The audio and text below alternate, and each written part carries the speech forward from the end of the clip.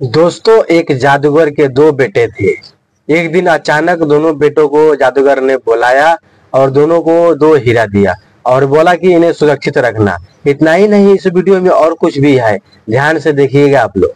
एक जादूगर के दो बेटे थे। एक दिन जादूगर ने अपने दोनों बेटों को बुलाया, उन्हें दो सुंदर हीरे दिए और कहा, इन्हें सुरक्षित रखना, यह तुम्हारे भविष्य में काम आएंगे। उन्होंने हीरों को एक लकड़ी के प्राचीन संदूक में छिपा दिया। कुछ दिन बाद जादूगर का देहांत हो गया। जादूगर के निधन के बाद जब उन्होंने संदूक खोला तो वह हैरान रह गए, क्योंकि हीरे गायब थे। दोनों भाई बहुत परेशान हुए। आखिरकार वह निराश होकर सुल्तान सलाहुद्दीन अय्यूबी के दरबार में पहुँचे और अर्ज की, सुल्तान आली मर्तबा, हमारे हीरे चोरी हो गए हैं, हमारी मदद कीजिए। सुल्तान ने गहरी नजरों से उनका जायजा लिया, फिर अपने वजीर को दो एक समान छड़ियां लाने का हुक्म दिया। दोनों भाइयों को एक एक छड़ी थमाते हुए उसने रहस्यमय अंदाज में कहा, घर जाओ, कल सुबह जब तुम वापस आओगे तो चोर की छड़ी खुद ब खुद लंबी हो जाएगी।